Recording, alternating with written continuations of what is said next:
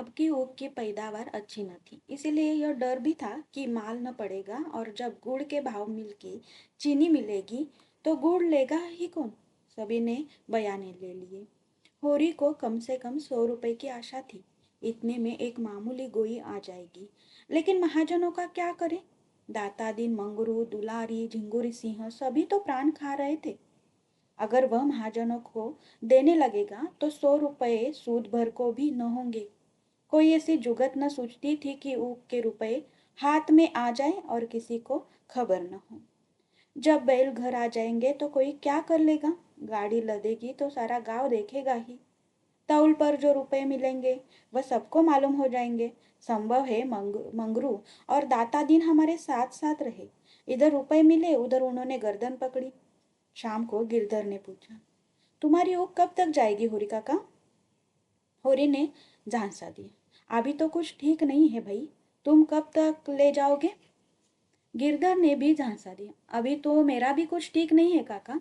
और लोग भी इसी तरह की उड़न घाइयां बताते थे। किसी को किसी पर विश्वास न था। झिंगुरी सिंह के सभी ऋणिया थे और सबकी यही इच्छा थी कि झिंगुरी सिंह के हाथ रुपए न पड़ने पाए, नहीं तो वह सब का सब हजम कर जाएगा।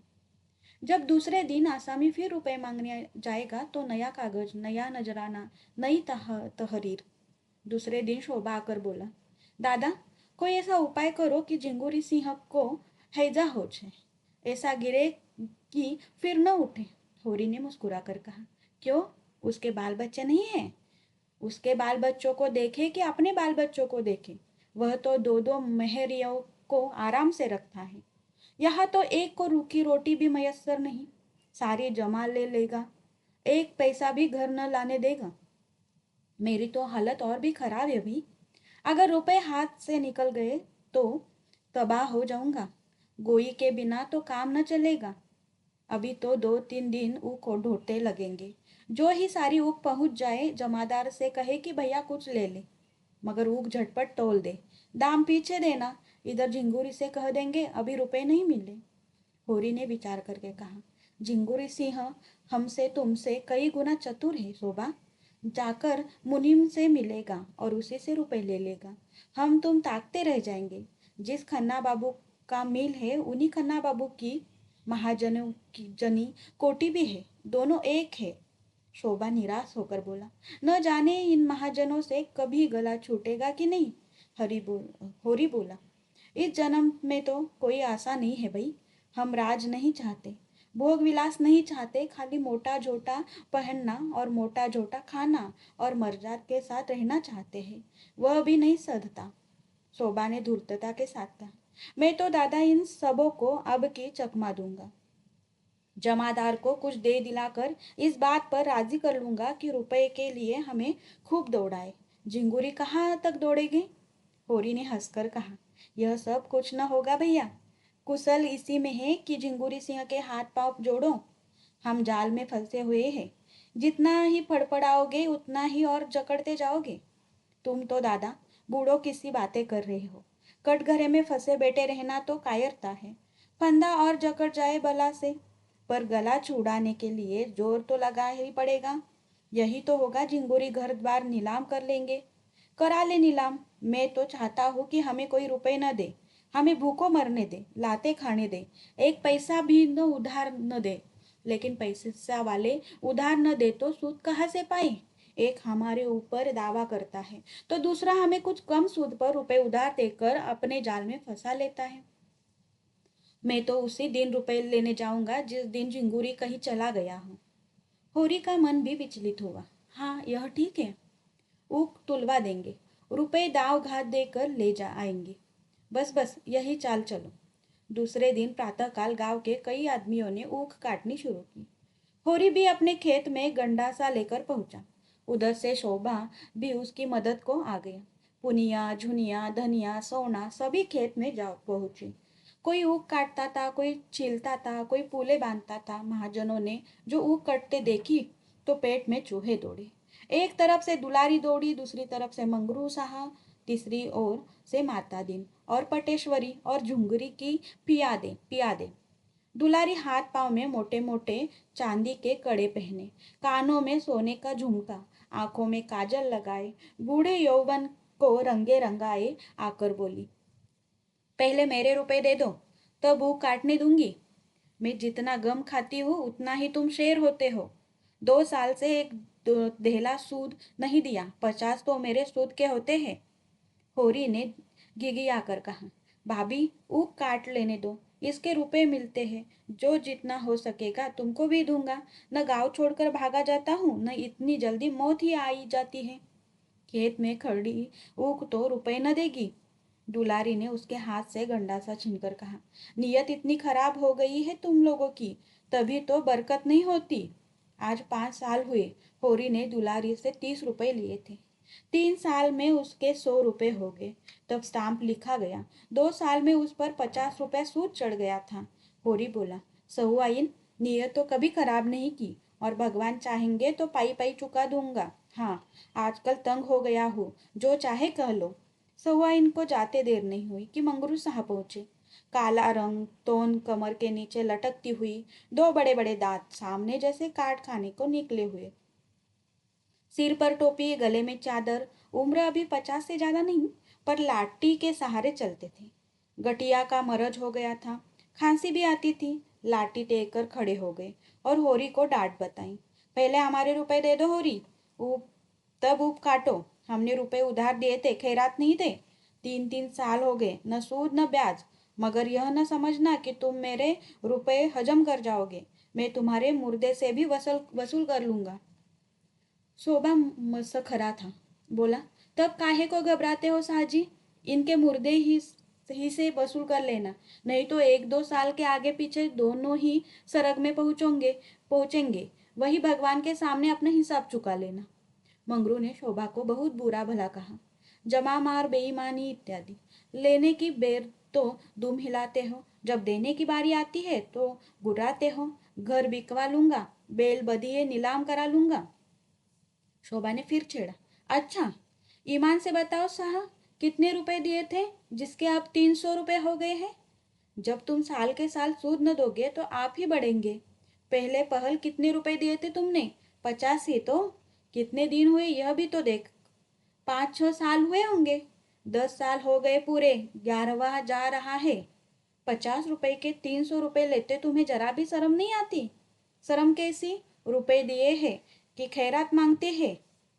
होरी ने इन्हें भी चिरोरी विनती करके विदा कर दिया। दाता दिन ने होरी के साजे में खेती की थी। बीज देकर आधी फसल ले लेंगे। इस वक्त कुछ छेड़छाड़ करना नीति विरुद्ध था। झिंगुरी सिंह ने मिल के मैनेजर से पहले ही सब कुछ कह सुन रखा था। उनके प्यादे गाड़ियों पर ऊख लदवा कर नाव पर पहुंचा रहे थे। नदी गांव से आध मील पर थी। एक गाड़ी दिन भर में 7 8 चक्कर कर लेती थी और नाव एक खेवे में 50 गाड़ियों का बोझ लाद लेती थी। इस तरह किफायत पड़ती थी। इस सुविधा का इंतजाम करके झुंगुरी सिंह ने सारे इलाके को एहसान से दबा दिया था। तोल शुरू होते ही झिंगुरी सिंह ने मिल के फाटक पर आसन जमा लिया। हर एक की ऊख तोलते थे, दाम का पुर्जा लेते थे, खंजाची से रुपए वसूल करते थे और अपना पावना काट कर आसामी को दे देते थे। आसामी कितना ही रोए चीखे, किसी की न सुनते थे। मालिक का यही हुक्म था, उनका क्या बस। होरी को 120 रुपए मिले। उसमें से झिंगुर सिंह ने अपने पूरे रुपए सूद समेत काट कर कोई 50 रुपए होरी के हवाले किए। होरी ने रुपए की ओर उदासीन भाव से देखकर कहा, यह लेकर मैं क्या करूंगा ठाकुर? यह भी तुम ले लो, मेरे लिए मजूरी बहुत मिलेगी। झिंगुरी ने 2500 रुपए जमीन पर फेंक कर कहा, लो या फेंक दो, तुम्हारी खुशी। तुम्हारे कारण मालिक की गुड़कियां खाई और अभी राय साहब सिर पर सवार है कि डांट के रुपए अदा करो। तुम्हारी गरीबी पर दया करके इतने रुपए दिए देता हूँ, नहीं तो एक ढेला भी न देता। अगर राय साहब ने सख्ती की तो उल्टे और घर से देने पड़ेंगे। होरी ने धीरे से रुपए उठा लिए और बाहर निकला कि नौखेराम ने ललकारा। होरी ने जाकर 2500 रुपए उनके हाथ पर रख दिए और बिना कुछ कहे जल्दी से भाग गया। उसका सिर चक्कर खा रहा था। शोभा को इतने ही रुपए मिले थे। वह बाहर निकला तो पटेश्वरी ने घेरा। शोभा बरस पड़ा, बोला मेरे पास रुपए नहीं है, तुम्हें जो कुछ करना है कर लो। पटेश्वरी ने गर्म होकर कहा, ऊख बेची है कि नहीं? हाँ बेची है। तुम्हारा यही वादा तो था कि ऊख बेचकर रुपए दूंगा। हाँ था तो, फिर क्यों नहीं देते? और सब लोगों को दिए है कि नहीं? हाँ दिए है। तो मुझे क्यों नहीं देते? मेरे पास अब जो कुछ बचा है वह बाल बच्चों के लिए है। पटेश्वरी ने बिगड़ कर कहा, तुम रुपए दोगे शोभा? हाथ जोड़कर और आज ही, हाँ अभी जितना चाहो बहक लो। एक रपट में जाओगे 6 महीने को, पूरे 6 महीने को। न एक दिन न बेस, न एक दिन कम। यह तो नित्य जुआ खेलते हो। वह एक रपट में निकल जाएगा। मैं जमींदार या महाजन का नौकर नहीं हूँ, सरकार बहादुर का नौकर हूँ, जिसका दुनिया भर में राज है और जो तुम्हारे महाजन और जमींदार दोनों का मालिक है। पटेश्वरी लाल आगे बढ़ गए। शोभा और होरी कुछ दूर चुपचाप चले, मानो इस धिक्कार ने उन्हें संज्ञाहीन कर दिया हो। तब होरी ने कहा, शोभा इसके रुपए दे दो। समझ लो ऊख में आग लग गई थी। मैंने भी यही सोचकर मन को समझाया है। शोभा ने घबराकर आहत कंठ से कहा, हाँ दे दूंगा दादा, न दूंगा तो जाऊंगा कहाँ? सामने से गिरधर ताड़ी पिए झूमता चला आ रहा था। दोनों को देखकर बोला, झिंगुरिया ने सारे का सारा ले लिया होरी काका। चब्बेना को भी एक पैसा न छोड़ा। हत्यारा कही का रोया गिड़गिड़ाया, पर इस पापी को दया न आई। शोभा ने कहा, ताड़ी तो पिए हुए हो, उस पर कहते हो एक पैसा भी न छोड़ा? गिरधर ने पेट दिखाकर कहा, सांझ होगी, जो पानी की बूंद भी कंठ तले गई हो तो गौ मांस बराबर। एक इकन्नी मुंह में दबा ली थी, उसकी ताड़ी पी ली। सोचा साल भर पसीना बहाया है तो एक दिन ताड़ी तो पी लूं। मगर सच कहता हूँ, नशा नहीं है। एक आने में क्या नशा होगा? हाँ झूम रहा हूँ, जिससे लोग समझे खूब पिए हुए हैं। बड़ा अच्छा हुआ काका, बेबाकी हो गई। 20 लिए उसके 160 भरे, कुछ हद है? होरी घर पहुंचा तो रूपा पानी लेकर दौड़ी। सोना चिल्लम भर लाई। धनिया ने चबेना और नमक लाकर रख दिया और सभी आशा भरी आंखों से उसकी ओर ताकने लगी। जुनिया भी चौखट पर आ खड़ी हुई। होरी उदास बैठा था। कैसे मुंह हाथ धोए, कैसे चबे न खाए, ऐसा लज्जित और ग्लानित था, मानो हत्या करके आया हो। धनिया ने पूछा, कितने की तोल हुई? 120 मिले, पर सब वही लूट गए, धेला भी न बचा। धनिया सिर से पांव तक भस्म होती। मन में ऐसा उद्वेग उठा कि अपना मुंह नोच ले। बोली, तुम जैसा घामंड आदमी भगवान ने क्यों रचा? कहीं मिलते तो उनसे पूछती, तुम्हारे साथ सारी जिंदगी तलक हो गई। भगवान मौत भी नहीं देते कि जंजाल से जान छूटे। उठाकर सारे रुपए बहनोइयों को दे दिए। अब और कौन आमदनी है जिससे गोई आएगी? हल में क्या मुझे जोतोगे या आप जोतोगे? मैं कहती हूँ, तुम बूढ़े हुए, तुम्हें इतनी अक्ल भी नहीं आई कि गोई भर के रुपए तो निकाल लेते। कोई तुम्हारे हाथ से छीन थोड़े लेता। पूस की यह ठंड और किसी की देह पर लता नहीं। ले जाओ, सबको नदी में डुबा दो। सिसक सिसक कर मरने से तो एक दिन मर जाना फिर भी अच्छा है। कब तक पुआल में घुसकर काटेंगे? और पुआल में घुस भी ले तो पुआल खाकर रहा तो न जाएगा। तुम्हारी इच्छा हो घास ही खाओ, हमसे तो घास न खाई जाएगी। यह कहते कहते वह मुस्कुरा पड़ी। इतनी देर में अब उसकी समझ में यह बात आने लगी थी कि महाजन जब सिर पर सवार हो जाए और अपने हाथ में रुपए हो और महाजन जानता हो कि इसके पास रुपए है, तो आसामी कैसे अपनी जान बचा सकता है। होरी सिर नीचा किए अपने भाग्य को रो रहा था। धनिया का मुस्कुराना उसे न दिखाई दिया। बोला, मजूरी तो मिलेगी, मजूरी करके खाएंगे। धनिया ने पूछा, कहाँ है इस गांव में मजूरी? और कौन मुंह लेकर मजूरी करोगे? महतो नहीं कहलाते?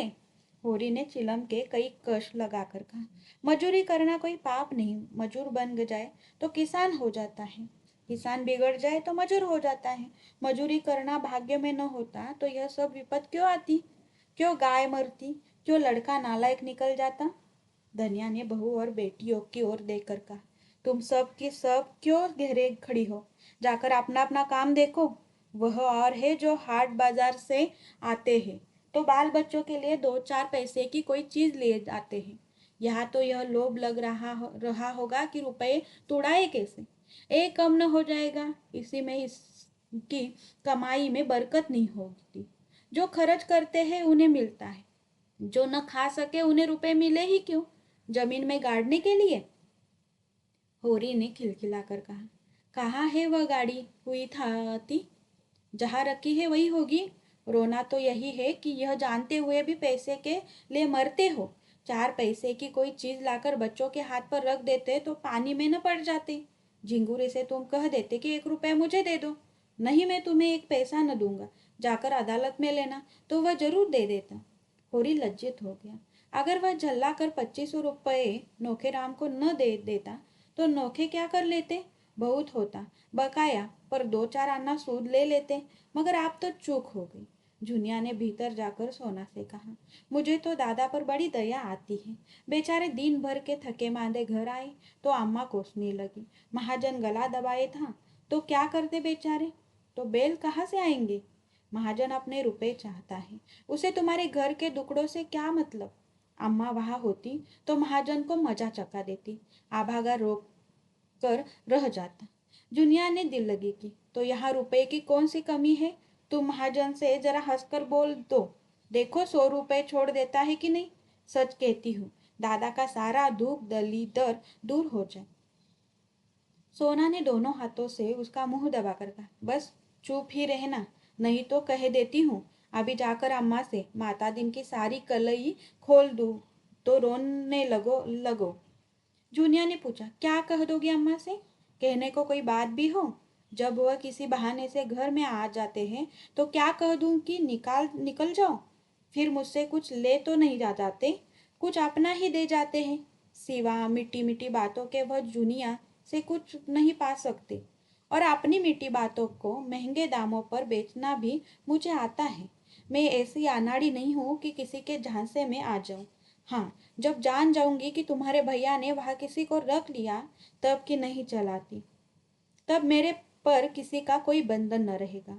अभी तो मुझे विश्वास है कि वह मेरे हैं और मेरे कारण उन्हें गली गली ठोकर खाना पड़ रहा है। हंसने बोलने की बात न्यारी है, पर मैं उनसे विश्वासघात न करूंगी। जो 1 से 2 का हुआ वह किसी का नहीं रहता। शोभा ने आकर होरी को पुकारा और पटेश्वरी के रुपए उसके हाथ में रखकर बोला, भैया तुम जाकर ये रुपए लाला को दे दो, मुझे उस घड़ी न जाने क्या हो गया था। होरी रुपए लेकर उठा ही था कि शंख की ध्वनि कानों में आई। गांव के उस सिरे पर ध्यान सिंह नाम के एक ठाकुर रहते थे। पलटन में नौकर थे और कई दिन हुए 10 साल के बाद रजा लेकर आए थे। बगदाद, आदन, सिंगापुर, बर्मा चारों तरफ घूम चुके थे। अब ब्याह करने की धुन में थे, इसलिए पूजा पाठ करके ब्राह्मणों को प्रसन्न रखना चाहते थे। होरी ने कहा, जान पड़ता है 7 अध्याय पूरे हो गए, आरती हो रही है। शोभा बोला, हाँ जान तो पड़ता है, चलो आरती ले ले। होरी ने चिंतित भाव से कहा, तुम जाओ, मैं थोड़ी देर में आता हूँ। ध्यान सिंह जिस दिन जाए थे सबके घर शेर भर मिठाई बेना भेजी थी। होरी से जब कभी रास्ते में मिल जाते कुशल पूछते। उनकी कथा में जाकर आरती में कुछ न देना अपमान की बात थी। आरती का थाल उन्हीं के हाथ में होगा, उनके सामने होरी कैसे खाली हाथ आरती ले लेगा? इससे तो कहीं अच्छा है कि वह कथा में जाए ही नहीं। इतने आदमियों में उन्हें क्या याद आएगी कि होरी नहीं आया? कोई रजिस्टर लिए तो बेटा नहीं है कि कौन आया कौन नहीं आया। वह जाकर खाट पर लेट रहा, मगर उसका हृदय महसूस महसूस कर रह जाता था। उसके पास 1 पैसा भी नहीं है, तांबे का 1 पैसा। आरती के पुण्य और महात्म्य का उसे बिल्कुल ध्यान था। बात थी केवल व्यवहार की। ठाकुर जी की आरती तो वह केवल श्रद्धा की भेंट देकर ले सकता था, लेकिन मर्यादा कैसे तोड़े, सबकी आंखों में हेटा कैसे बने? सहसा वह उठ बैठा। क्यों मर्यादा की गुलामी करे? मर्यादा के पीछे आरती का पुण्य क्यों छोड़े? लोग हंसेंगे, हंस ले, उसे परवाह नहीं है। भगवान उसे कुकर्म से बचाए रखे और वह कुछ नहीं चाहता। वह ठाकुर के घर की ओर चल पड़ा। खन्ना और गोविंदी में नहीं पड़ती। क्यों नहीं पड़ती यह बताना कठिन है। ज्योतिष के हिसाब से उनके ग्रहों में कोई विरोध है। हालांकि विवाह के समय ग्रह और नक्षत्र खूब मिला लिए गए थे। काम शास्त्र के हिसाब से इस अनबन का और कोई रहस्य हो सकता है और मनोविज्ञान वाले कुछ और ही कारण खोज सकते हैं। हम तो इतना ही जानते हैं कि उनमें नहीं पड़ती। खन्ना धनवान है, रसिक है, मिलनसार है, रूपवान है, अच्छे खासे पढ़े लिखे हैं और नगर के विशिष्ट पुरुषों में है। गोविंदी अप्सरा न हो पर रूपवती अवश्य है। गेहुआ रंग लज्जाशील आंखें जो एक बार सामने उठकर फिर झुक जाती है। कपोलों पर लाली न हो पर चिकनापन है। गात कोमल, अंग विन्यास सुडोल, गोल बाहें, मुख पर एक प्रकार की अरुचि जिसमें कुछ गर्व की झलक भी है, मानो संसार के व्यवहार और व्यापार को हेय समझती है। खन्ना के पास विलास के ऊपरी साधनों की कमी नहीं। अव्वल दर्जे का बंगला है, अव्वल दर्जे का फर्नीचर, अव्वल दर्जे की कार और अपार धन। पर गोविंद की दृष्टि में जैसे इन चीजों का कोई मूल्य नहीं। इस खारे सागर में वह प्यासी पड़ी रहती है। बच्चों का लालन पालन और गृहस्थी के छोटे मोटे काम ही उसके लिए सब कुछ है। वह में इतनी व्यस्त रहती है कि भोग की ओर उसका ध्यान ही नहीं जाता। आकर्षण क्या वस्तु है और कैसे उत्पन्न हो सकता है, इसकी ओर उसने कभी विचार ही नहीं किया। वह पुरुष का खिलौना नहीं है, न उसके भोग की वस्तु। फिर क्यों आकर्षक बनने की चेष्टा करे? अगर पुरुष उसका असली सौंदर्य देखने के लिए आंखें नहीं रखता, कामिनियों के पीछे मारा मारा फिरता है, तो वह आपका उसका दुर्भाग्य है। वह उसी प्रेम और निष्ठा से प्रति की सेवा किए जाती है जैसे द्वेष और मोह जैसी भावनाओं को उसने जीत लिया है। यह अपार संपत्ति तो जैसे उसकी आत्मा को कुचलती रहती है, दबाती रहती है। इन आडंबरों और पाखंडों से मुक्त होने के लिए उसका मन सदैव ललचाया करता है। अपने सरल और स्वाभाविक जीवन में वह कितनी सुखी रह सकती थी, इसका वह नित्य स्वप्न देखती रहती है। तब क्यों मालती उसके मार्ग में आकर बाधक हो जाती? क्यों वेश्याओं के मुजरे होते? क्यों यह संदेह और बनावट और अशांति उसके जीवन पथ में कांटा बनती? बहुत पहले जब वह बालिका विद्यालय में पढ़ती थी, उसे कविता का रोग लग गया था, जहाँ दुख और वेदना ही जीवन का तत्व है। संपत्ति और विलास तो केवल इसीलिए है कि उसकी होली जलाई जाए, जो मनुष्य को असत्य और अशांति की ओर ले जाते हैं।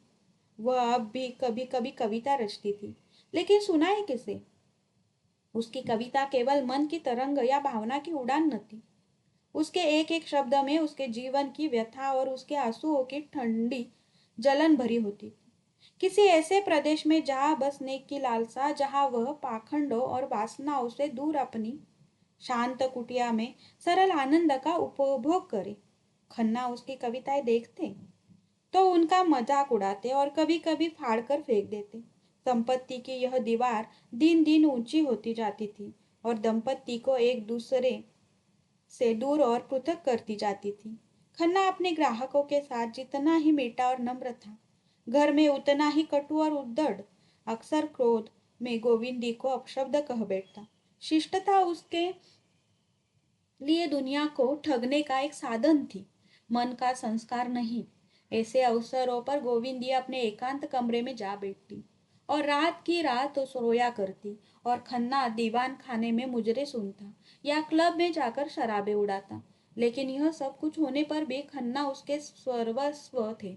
वह दलित और अपमानित होकर भी खन्ना की लोंडी थी। उसने लड़ेगी जलेगी, उनसे लड़ेगी जलेगी रोएगी, पर रहेगी उन्हीं की। उनसे पृथक जीवन की वह कोई कल्पना ही न कर सकती थी। आज मिस्टर खन्ना किसी बुरे आदमी का मुंह देखकर उठे थे। सवेरे ही पत्र खोला तो उनके कई स्टाकों का दर गिर गया था, जिसमें उन्हें कई हजार की हानि होती थी।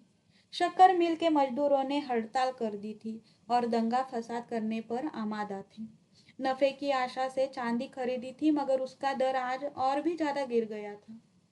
राय साहब से जो सौदा हो रहा था और जिसमें उन्हें खासे नफे की आशा थी, वह कुछ दिनों के लिए टलता हुआ जान पड़ता था। रात को बहुत पी जाने के कारण इस वक्त सिर भारी था और देह टूट रही थी।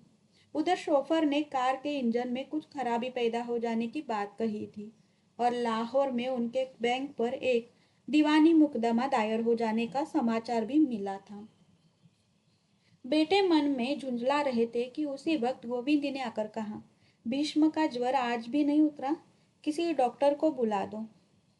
भीष्म उनका सबसे छोटा पुत्र था और जन्म से ही दुर्बल होने के कारण उसे रोज एक न एक शिकायत बनी रहती थी। आज खांसी है तो कल बुखार, कभी पसली चल रही है, कभी हरे पीले दस्त आ रहे हैं। 10 महीने का हो गया था, पर लगता था 5-6 महीने का। खन्ना की धारणा हो गई थी कि यह लड़का बचेगा नहीं, इसीलिए उसकी ओर से उदासीन रहते थे।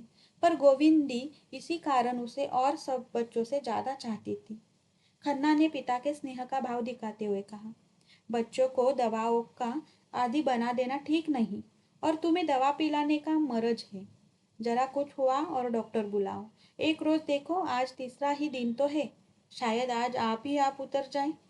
गोविंदी ने आग्रह किया। 3 दिन से नहीं उतरा, घरेलू दवाएं करके हार गई।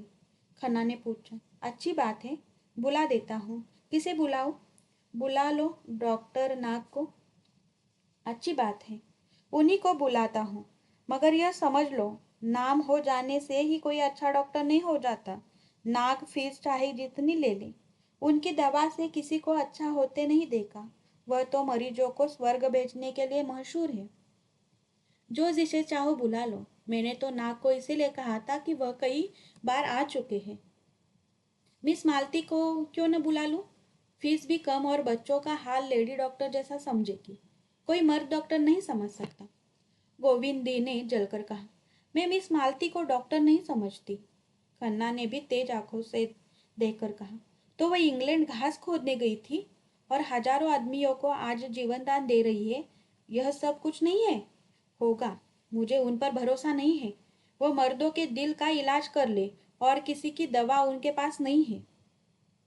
और किसी की दवा उनके पास नहीं है। बस, ठन गई।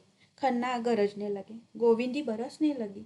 उनके बीच में मालती का नाम आ जाने मानो लड़ाई का अल्टीमेटम था। खन्ना ने सारे कागजों को जमीन पर फेंक कर कहा, तुम्हारे साथ जिंदगी तलक हो गई। गोविंद ने नुकीले स्वर में कहा, तो मालती से ब्याह कर लो ना, अभी क्या बिगड़ा है? अगर वहां दाल गले। तुम मुझे क्या समझती हो? यह कि मालती तुम जैसे को अपना गुलाम बनाकर रखना चाहती है, पति बनाकर नहीं।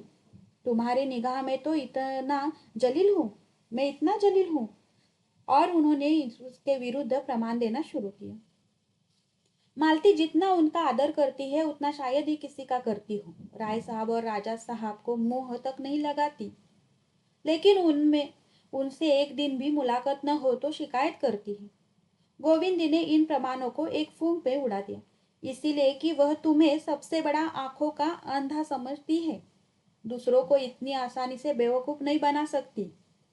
खन्ना ने डींग मारी, वह चाहे तो आज मालती से विवाह कर सकते हैं, आज अभी। मगर गोविंदी को बिल्कुल विश्वास नहीं। तुम 7 जन्म नाक रगड़ो तो भी वह तुमसे विवाह न करेगी। तुम उसके टट्टू हो, तुम्हें घास खिलाएगी, कभी कभी तुम्हारा मुंह सहलाएगी, तुम्हारे पुट्टों पर हाथ फेरेगी, लेकिन इसीलिए कि तुम्हारे ऊपर सवारी गांटे। तुम्हारे जैसे 1000 बुद्धू उसकी जेब में है। गोविंदी आज बहुत बढ़ी जाती थी। मालूम होता है आज वह उनसे लड़ने को तैयार होकर आई है। डॉक्टर के बुलाने का तो केवल बहाना था। खन्ना अपनी योग्यता और दक्षता और पुरुषत्व पर इतना बड़ा आक्षेप कैसे सह सकते थे? तुम्हारे ख्याल में मैं बुद्धू और मूर्ख हूँ?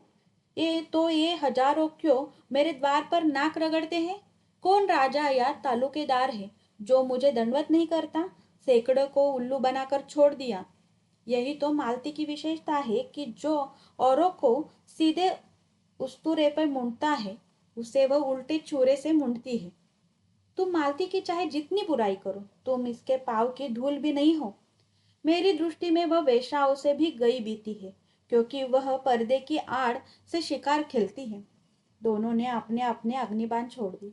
खन्ना ने गोविंदी को चाहे कोई दूसरी कठोर से कठोर बात कही होती, उसे इतनी बुरी न लगती, पर मालती से उसकी यह घृणित तुलना उसकी सहिष्णुता के लिए भी असह्य थी।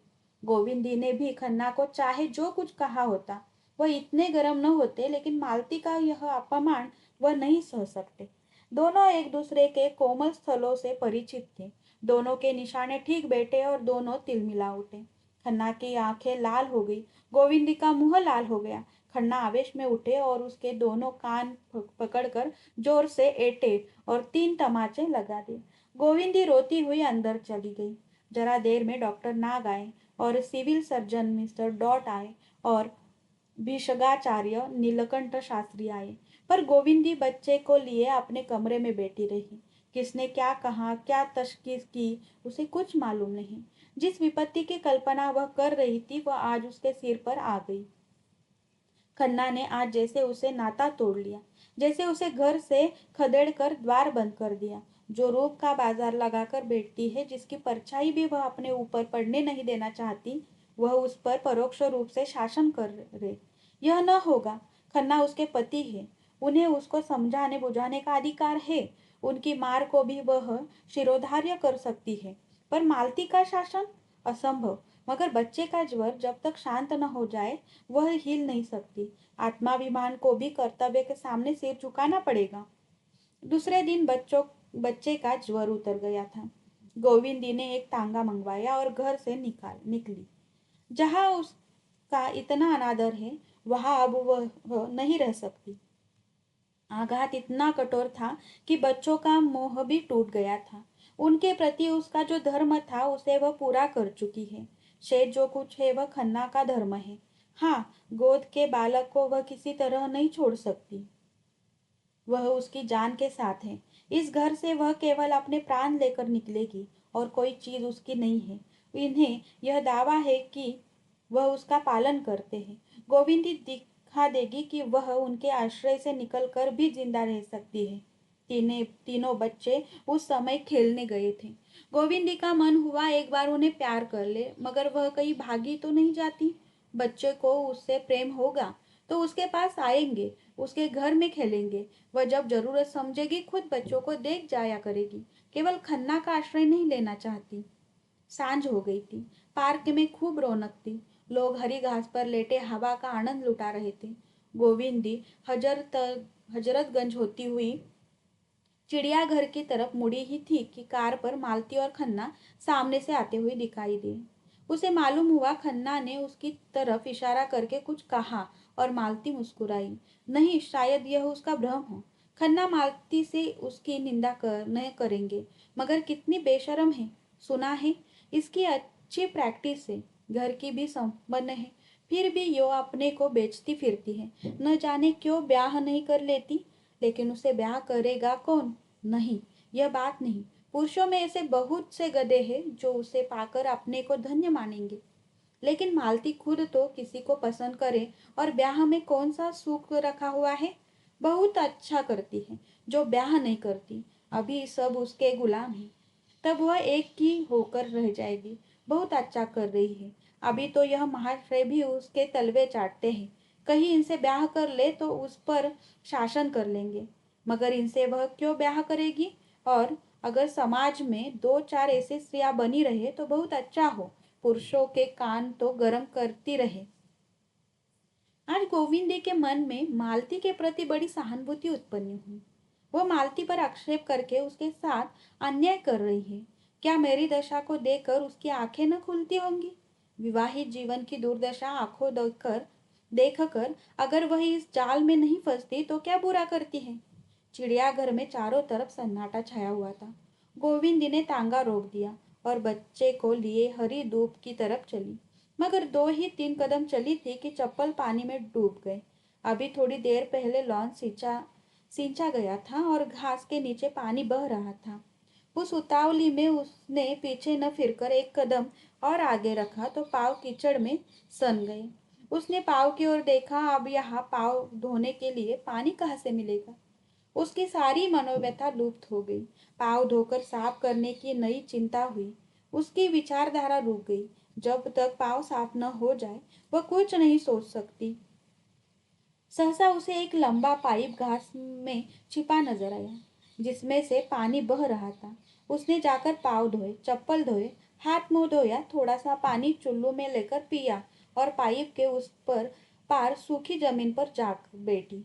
उदासी में मौत की याद तुरंत आती है। कहीं वह यही बैठे बैठे मर जाए तो क्या हो? तांगे वाला तुरंत जाकर खन्ना को खबर देगा।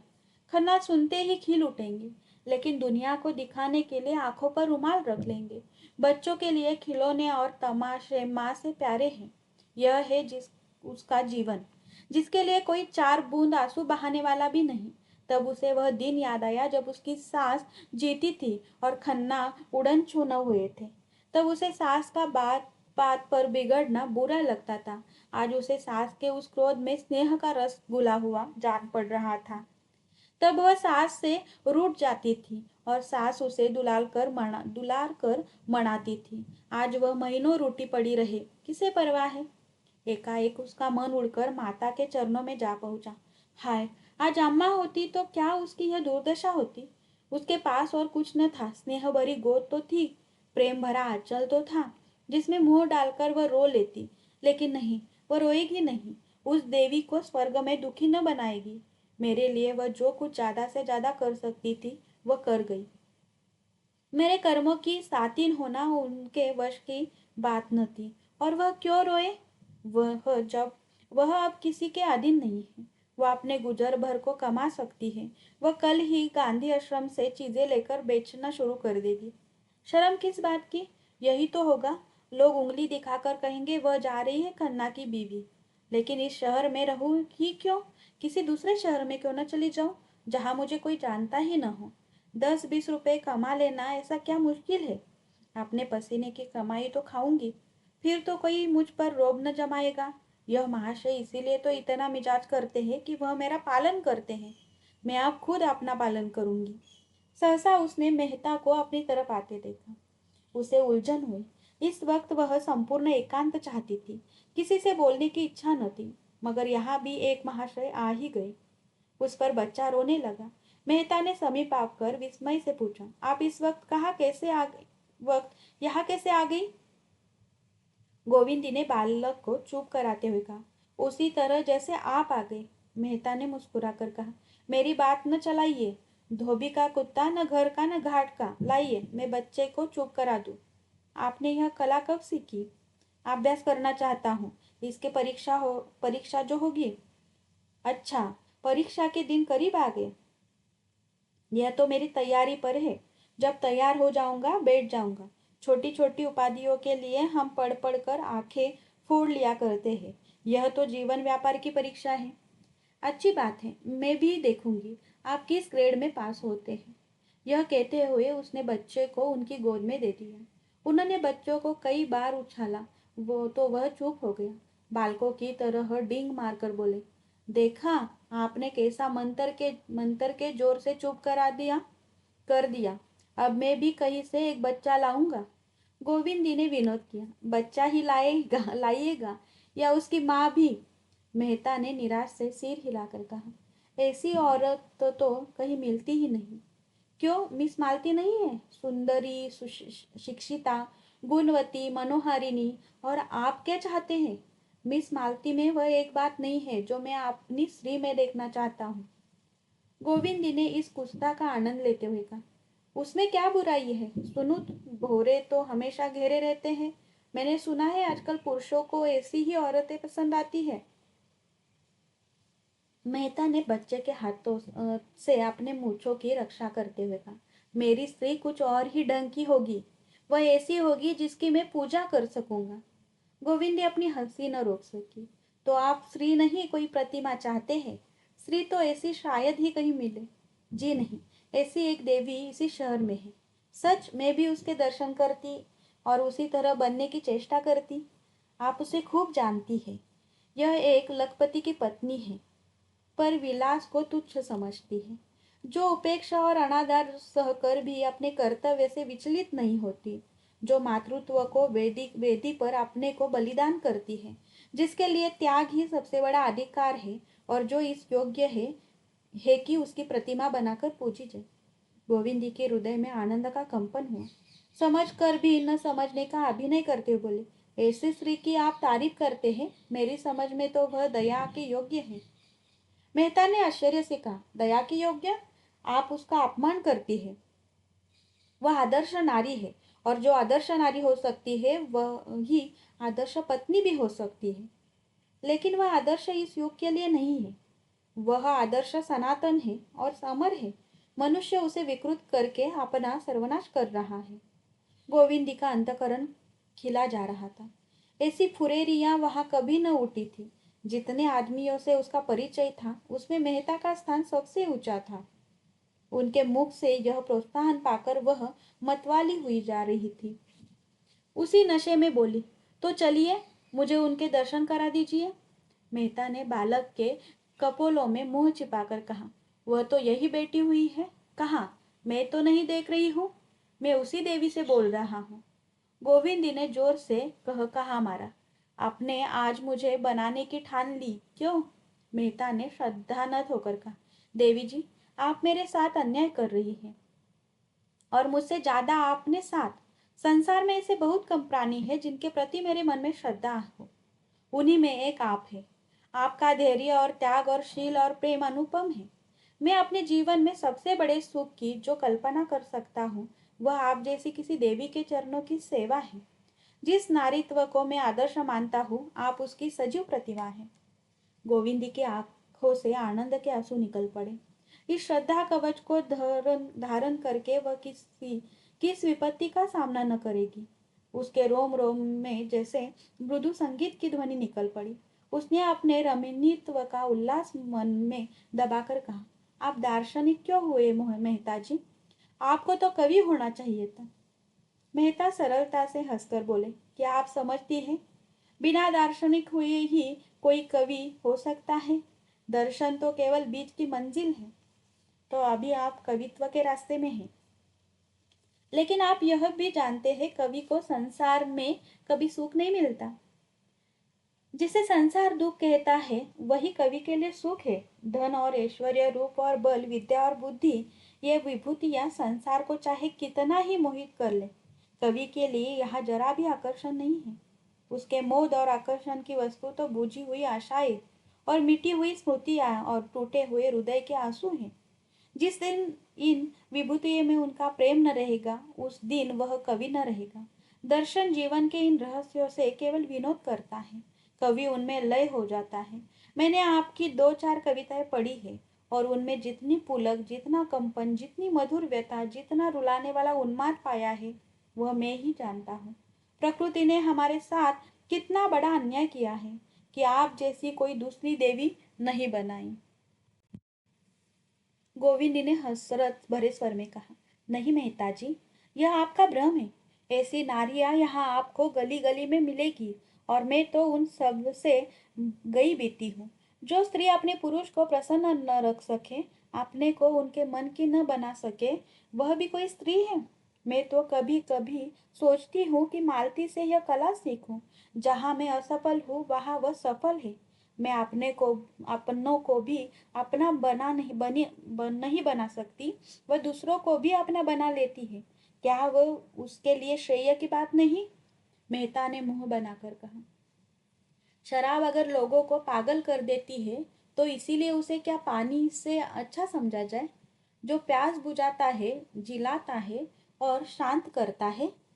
गोविंदी ने विनोद की शरण लेकर कहा, कुछ भी हो, मैं तो यह देखती हूँ कि पानी मारा मारा फिरता है और शराब के लिए घर द्वार बिक जाते हैं। और शराब जितनी ही तेज और नशीली हो उतनी ही अच्छी। मैं तो सुनती हूँ आप भी शराब के उपासक हैं। गोविंदी निराशा की उस दशा में पहुंच गई थी जब आदमी को सत्य और धर्म में भी संदेह होने लगता है। लेकिन मेहता का ध्यान उधर न गया। उनका ध्यान तो वाक्य के अंतिम भाग पर ही सिमट कर रह गया। अपने मद सेवन पर उन्हें जितनी लज्जा और क्षोभ आज हुआ उतना बड़े बड़े उपदेश सुनकर भी न हुआ था। तर्कों का उनके पास जवाब था और मुंह तोड़, लेकिन इस मीठी चुटकी का उन्हें कोई जवाब न सूझा। वह पछताए कि कहाँ उन्हें शराब की युक्ति सूझी। उन्होंने खुद मालती की शराब से उपमा दी थी। उनका वार अपने ही सिर पर पड़ा। लज्जित होकर बोले, हाँ देवी जी, मैं स्वीकार करता हूँ कि मुझ में यह आसक्ति है। मैं अपने लिए उसकी जरूरत बतलाकर उसके विचारों तो जो गुनों के प्रमाण देकर गुनाह का वज्र न करूंगा तो गुनाह से भी बदतर है। आज आपके सामने प्रतिज्ञा करता हूँ कि शराब की एक बूंद भी कंठ के नीचे न जाने दूंगा। गोविंदी ने सन्नाटे में आकर कहा, यह आपने क्या किया मेहता जी? मैं ईश्वर से कहती हूँ मेरा यह आशय न था, मुझे इसका दुख है। नहीं, आपको प्रसन्न होना चाहिए कि आपने एक व्यक्ति का उद्धार कर दिया। मैंने आपका उद्धार कर दिया? मैं तो खुद आपसे अपने उद्धार की याचना करने जा रही हूँ। मुझसे? धन्य भाग, गोविंद ने करुण स्वर में कहा। हाँ, आपके सिवा मुझे कोई ऐसा नहीं नजर आता जिसे मैं अपनी कथा सुनाऊंगी। देखिए, यह बात अपने ही तक रखिएगा।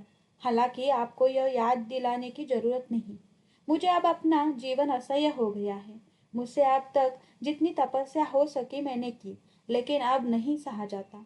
मालती मेरा सर्वनाश किए डालती है। मैं अपने किसी शस्त्र से उस पर विजय नहीं पा सकती।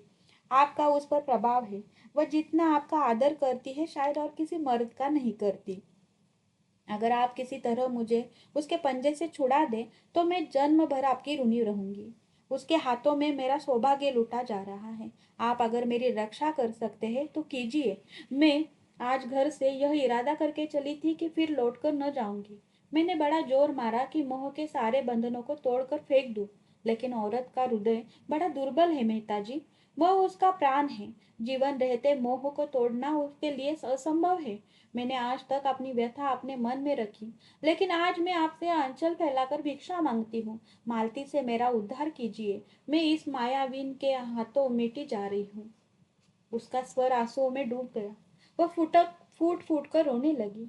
मेहता अपनी नजरों में कभी इतने ऊंचे न उठे थे, उस वक्त भी नहीं जब उनकी रचना को फ्रांस की एकेडमी ने शताब्दी की सबसे उत्तम कृति कहकर उन्हें बधाई दी थी। जिस प्रतिमा की वह सच्चे दिल से पूजा करते थे, जिसे मन में वह अपना इष्ट देवी समझते थे और जीवन के सूझ प्रसंगों में जिससे आदेश पाने की आशा रखते थे, वह आज उनसे भिक्षा मांग रही थी। उन्हें अपने अंदर ऐसी शक्ति का अनुभव हुआ कि वह पर्वत को भी फाड़ सकते हैं, समुद्र को तैरकर पार कर सकते हैं। उन पर नशा सा छा गया, जैसे बालक काट के घोड़े पर सवार होकर समझ रहा हो वह हवा में उड़ उड़ रहा है। काम कितना असाध्य है। इतन इसकी सुविधा न रही। अपने सिद्धांतों की कितनी हत्या करनी पड़ेगी, इसका बिल्कुल भी ख्याल न रहा। मेहता आश्वासन के स्वर में बोले। आप मालती की ओर से निश्चित हो रहे। वह आपके रास्ते से हट जाएगी। मुझे न मालूम था कि आप उससे इतनी दुखी है। मेरी बुद्धि का दोष, आंखों का दोष, कल्पना का दोष, और क्या कहूँ। वरना आपको इतनी वेदना क्यों सहनी पड़ती। गोविंदी को शंका हुई, बोली। लेकिन सिंहनी से उसका शिकार छीनना आसान नहीं है, यह समझ लीजिए। मेहता ने दृढ़ता के साथ कहा। नारी हृदय धरती के समान है, जिससे मिठास भी मिल सकती है, कड़वापन भी। उसके अंदर पड़ने वाले बीज में जैसी शक्ति हो। आप पछता रहे होंगे, कहाँ से आज इससे मुलाकात होगी। मैं अगर कहूँ कि मुझे आज ही जीवन का वास्तविक आनंद मिला है, तो शायद आपको विश्वास न आए। मैंने आपके सिर पर इतना बड़ा भार रख दिया। मेहता ने श्रद्धा मधुर स्वर में कहा। आप मुझे लज्जित कर रही है देवी जी। मैं कह चुका हूँ, मैं आपका सेवक हूँ। आपके हित में मेरे प्राण भी निकल जाए तो मैं अपना सौभाग्य समझूंगा। इसे कवियों का भावावेश न समझिए। वह मेरे जीवन का सत्य है। मेरे जीवन का क्या आदर्श है, आपको यह बतला देने का मोह मुझसे नहीं रुक सकता। मैं प्रकृति का पुजारी हूँ और मनुष्य को उसके प्राकृतिक रूप में देखना चाहता हूँ। जो प्रसन्न होकर हंसता है, दुखी होकर रोता है और क्रोध में आकर मार डालता है। जो दुख और सुख दोनों का दमन करता है, जो रोने को कमजोरी और हंसने को हल्कापन समझता है, उनसे मेरा कोई मेल नहीं। जीवन मेरे लिए आनंदमय क्रीड़ा है, सरल स्वच्छंद, जहाँ कुत्ता, ईर्ष्या और जलन के लिए कोई स्थान नहीं। मैं भूत की चिंता नहीं करता, भविष्य की परवाह नहीं करता। मेरे लिए वर्तमान ही सब कुछ है। भविष्य की चिंता हमें कायर बना देती है। भूत का भार हमारी कमर तोड़ देता है। हमें जीवन की शक्ति इतनी कम है कि भूत और भविष्य में फैला देने से वह और भी क्षीण हो जाती है। हम व्यर्थ का भार अपने ऊपर लाद कर रूढ़ी और विश्वासों और इतिहासों के मलबे के नीचे दबे पड़े हैं। उठने का नाम ही नहीं लेते। वह सामर्थ्य ही नहीं जो शक्ति, जो स्फूर्ति मानव धर्म को पूरा करने में लगनी चाहिए थी। सहयोग में, भाईचारे में वह पुरानी अदावतों का बदला लेने और बाप दादों का ऋण चुकाने की भेंट की भेंट हो जाती है। और जो यह ईश्वर और मोक्ष का चक्कर है, इस पर तो मुझे हंसी आती है। यह मोक्ष और उपासना अहंकार की पराकाष्ठा है, जो हमारी मानवता को नष्ट किए डालती है। जहाँ जीवन है, क्रीड़ा है, चहकर है, प्रेम है, वही ईश्वर है। जीवन को सुखी बनाना ही उपासना और मोक्ष है। ज्ञानी कहता है, होठों पर मुस्कुराहट न आए, आंखों में आंसू न आए। मैं कहता हूँ, अगर तुम हंस नहीं सकते और रो नहीं सकते तो तुम मनुष्य नहीं हो, पत्थर हो। वह ज्ञान जो मानवता को पीस डाले ज्ञान नहीं है, कोल्लू है। क्षमा कीजिए, मैं तो एक पूरी स्पीच ही दे गया। आप देर हो रही है, चलिए मैं आपको पहुंचा दूं। बच्चा भी मेरी गोद में सो गया। गोविंद ने कहा, मैं तो तांगा लाई हूँ, तांगे को यहीं से विदा कर देता हूँ।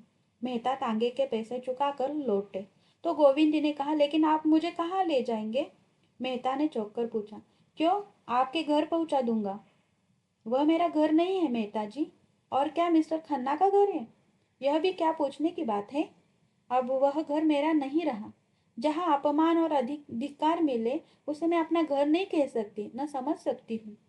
मेहता ने दर्द भरे स्वर में, जिसका एक एक अक्षर उनके अंतकरण से निकल रहा था, कहा, नहीं देवी जी, वह घर आपका है और सदैव रहेगा।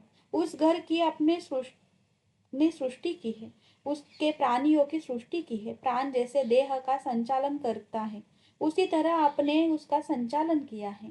प्राण निकल जाए तो देह की क्या गति होगी।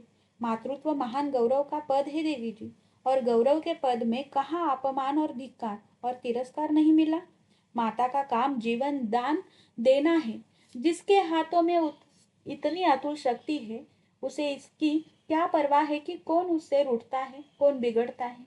प्राण के बिना जैसे देह नहीं रह सकती, उसी तरह प्राण का भी देह ही सबसे उपयुक्त स्थान है। मैं आपको धर्म और त्याग का क्या उपदेश दूं? आप तो उसकी सजीव प्रतिमा हैं। मैं तो यही कहूंगा कि, गोविंदी ने अधीरता से कहा, लेकिन मैं केवल माता ही तो नहीं हूँ, नारी भी तो हूँ। मेहता ने एक मिनट तक मौन रहने के बाद कहा, हाँ है, लेकिन मैं समझता हूँ कि नारी केवल माता है और इसके उपरांत वह तो कुछ है। वह सब मातृत्व का उपक्रम मात्र है। मातृत्व संसार की सबसे बड़ी साधना, सबसे बड़ी तपस्या, सबसे बड़ा त्याग और सबसे महान विजय है। एक शब्द में उसे लय कहूंगा, जीवन का, व्यक्तित्व का और नारित्व का भी। आप मिस्टर खन्ना के विषय में इतना ही समझ ले कि वह अपने होश में नहीं है। वह जो कुछ कहते हैं या करते हैं, वह उन्माद की दशा में करते हैं। मगर यह उन्माद शांत होने में बहुत दिन न लगेंगे, और वह समय बहुत जल्द आएगा, और जब वह आपको अपनी इष्ट देवी समझेंगे। गोविंद ने इसका कुछ जवाब न दिया। धीरे धीरे कार की ओर चली मेहता ने बढ़कर कार का द्वार खोल दिया। गोविंदी अंदर जा बैठी। कार चली मगर दोनों मौन थे। गोविंदी जब अपने द्वार पर पहुंचकर कार से उतरी तो बिजली के प्रकाश में मेहता ने देखा उसकी आंखें सजल हैं। बच्चे घर में से निकल आए और अम्मा अम्मा कहते हुए माता से लिपट गए। गोविंदी के मुख पर मातृत्व की उज्जवल गौरवमयी ज्योति चमक उठी। उसने मेहता से कहा, इस कष्ट के लिए आपको बहुत धन्यवाद, और सिर नीचा कर लिया। आंसू की एक बूंद उसके कपोल पर आ गिरी थी। मेहता की आंखें भी सजल हो गई। इस ऐश्वर्य और विलास के बीच में भी यह नारी हृदय कितना दुखी है। मिर्जा खुर्शीद का हाथा क्लब भी है, कचहरी भी, अखाड़ा भी। दिन भर जमघट लगा रहता है। मोहल्ले में अखाड़े के लिए कई जगह नहीं मिलती थी। मिर्जा ने एक छप्पर डलवा कर अखाड़ा बनवा दिया है। वह नित्य 150 लड़के आज उठते हैं। मिर्जा जी भी उसके साथ जोर करते हैं। मोहल्ले की पंचायतें भी यही होती है। मियाँ बीवी और सास बहू और भाई भाई के झगड़े टंटे यही चुकाए जाते हैं। मोहल्ले के सामाजिक जीवन का यही केंद्र है, और राजनीतिक आंदोलन का भी।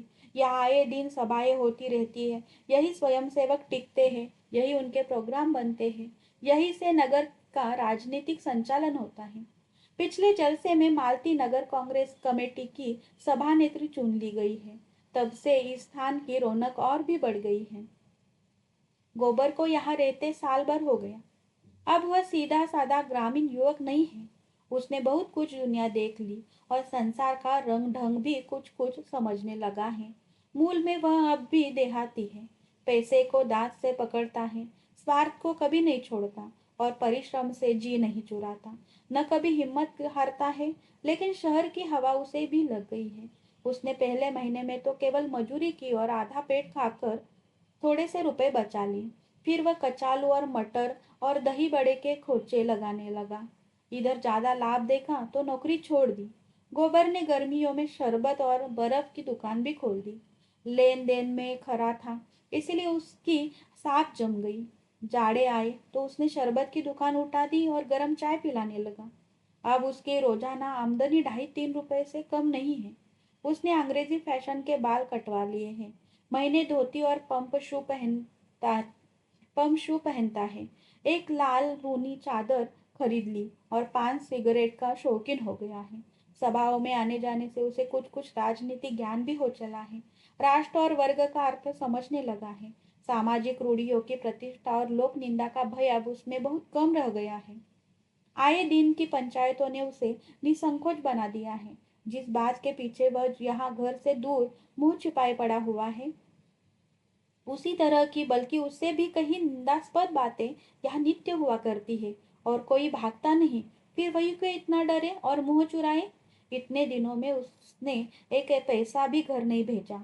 वह माता पिता को रुपए पैसे के मामले में इतना चतुर नहीं समझता। वे लोग तो रुपए पाते ही आकाश में उड़ने लगेंगे। दादा को तुरंत गया करने की और अम्मा को गहने बनवाने की धुन सवार हो जाएगी। ऐसे व्यर्थ के कामों के लिए उसके पास रुपए नहीं है। अब वह छोटा मोटा महाजन है।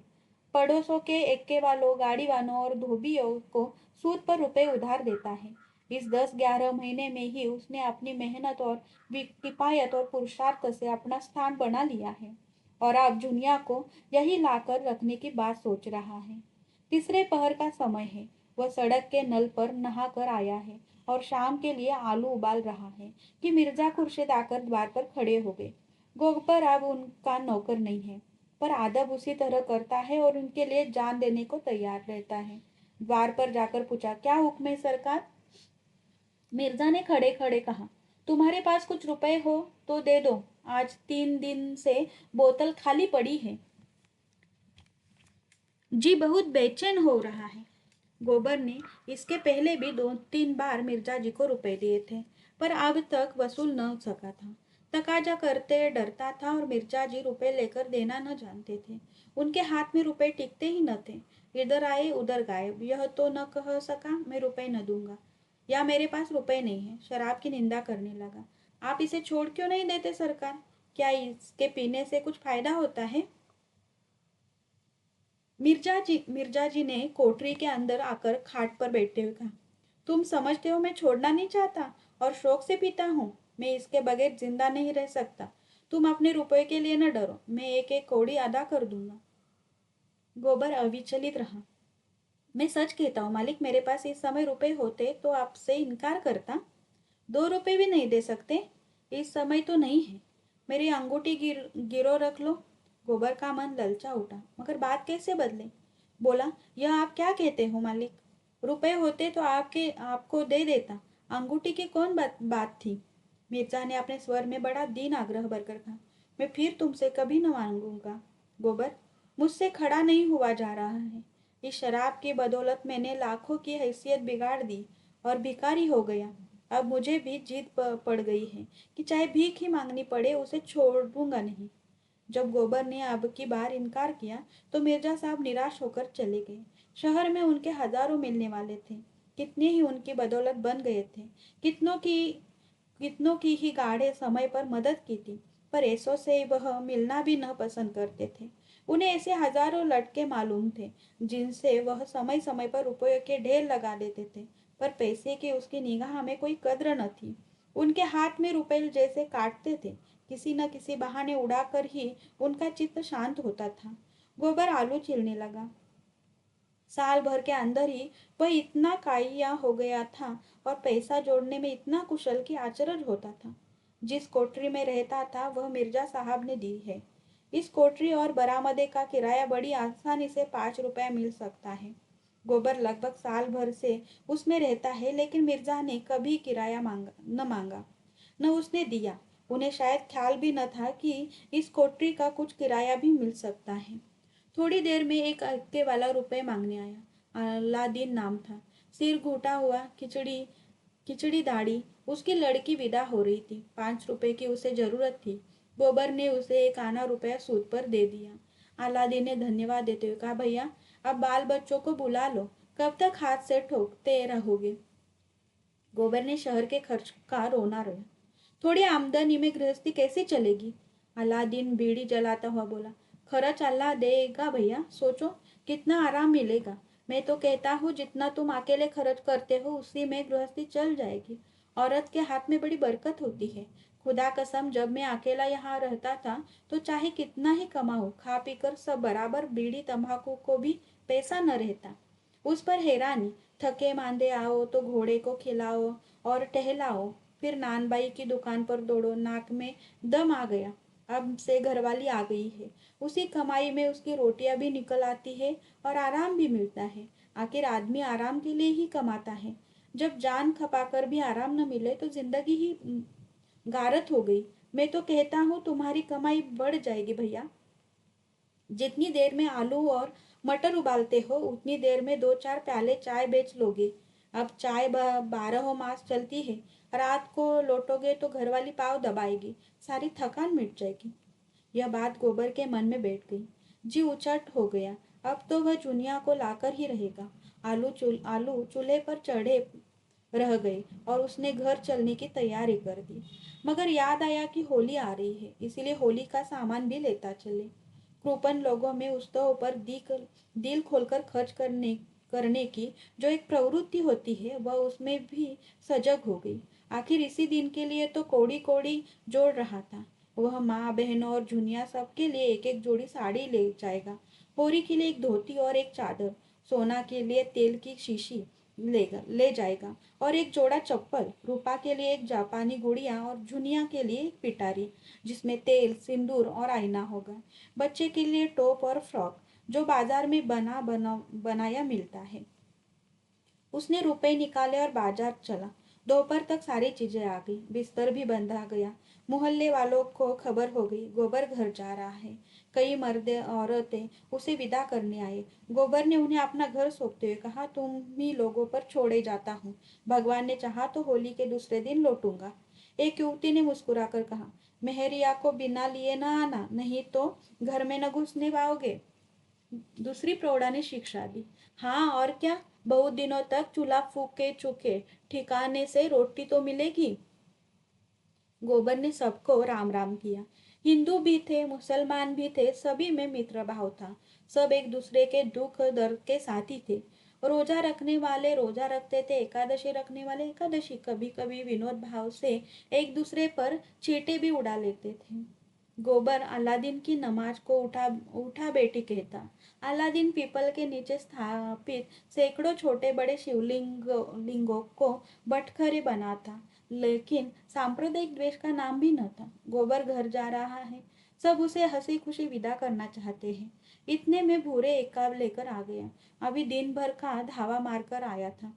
खबर मिली गोबर जा रहा है, वैसे ही इक्का इधर फेर दिया। घोड़े ने आपत्ति की, उसे कई चाबुक लगाए। गोबर ने इक्के पर सामान रखा। इक्का बढ़ा, पहुंचाने वाले गली के मोड़ तक पहुंचाने आए। तब गोबर ने सबको राम राम किया और इक्के पर बैठ गया। सड़क पर इक्का सरपट दौड़ा जा रहा था। गोबर घर जाने की खुशी में मस्त था, भूरे उसे घर पहुंचाने की खुशी में मस्त था और घोड़ा था पानीदार, उड़ा चला जा रहा था। बात की बात में स्टेशन आ गया। गोबर ने प्रसन्न होकर 1 रुपया कमर से निकालकर भूरे की तरफ बढ़ाकर कहा, लो घर वालों के लिए मिठाई लेते जाना। भूरे ने कृतज्ञता भरे तिरस्कार से उसकी ओर देखा। तुम मुझे गैर समझते हो भैया।